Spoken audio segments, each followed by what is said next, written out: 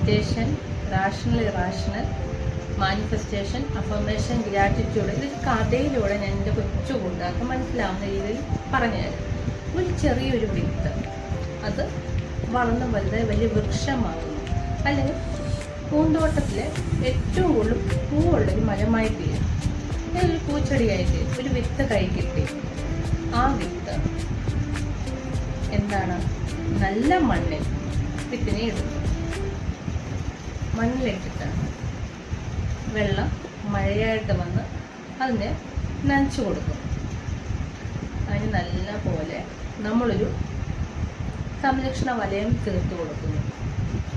എന്ന് വെച്ചാൽ കാക്കയോ അല്ലെങ്കിൽ പുഴുവോ ഒന്നും കുത്തിക്കൊണ്ട് പോകാതെ നമ്മൾ അതിനൊരു സംരക്ഷണ വലയം ഇട്ട് കൊടുക്കുന്നു.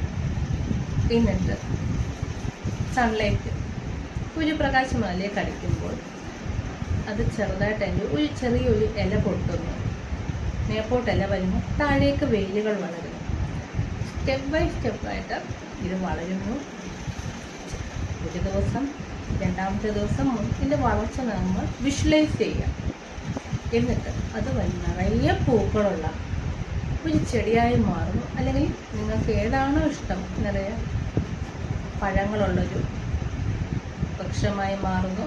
അതല്ലാതെ തണൽ തരുന്ന ഒരു ആൽമരമായി. അത് ഓരോരുത്തരെയും നിങ്ങൾ ഇഷ്ടപ്പെട്ട എന്നല്ല വേറെ എന്ത് വേണമെങ്കിലും വിഷ്വലൈസ് ചെയ്യാം.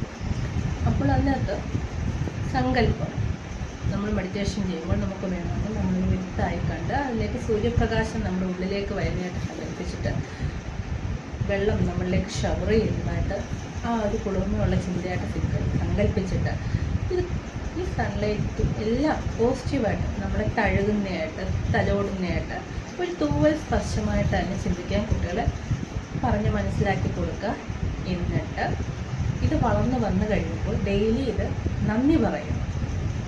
മണ്ണിനോട് വളരാൻ അനുവദിച്ച് വിത്ത് ഒന്നുമല്ല നമ്മുടെ കയ്യിലോ വേറെ എവിടെയെങ്കിലും മാറ്റി ഒരു കവറിലോ നമ്മൾ സൂക്ഷിച്ച് വെച്ച് വിത്തായിട്ടിരിക്കത്തേ ഉള്ളൂ. നല്ല മണ്ണും നല്ല വെള്ളവും നല്ലപോലെ നമ്മളതിനെ സംരക്ഷിച്ചത് കൊണ്ട്, വെയിലുമേറ്റത് കൊണ്ട്, ഇതിനകത്ത് മെയിൻ വെയിലേറ്റത് കൊണ്ട്, അതാണ് നമ്മുടെ ഇന്നർ സോളിനെയും പുറത്തുള്ളതിനെയും നമ്മൾ ഈ സൂര്യപ്രകാശമായിട്ട് അതടിച്ചത് കൊണ്ടാണ്, പ്രകാശം വന്നതുകൊണ്ടാണ് ഇത് വളർന്നു വരുന്നതിന് സങ്കല്പം, നല്ല തോട്ടിലേക്ക് എത്താൻ.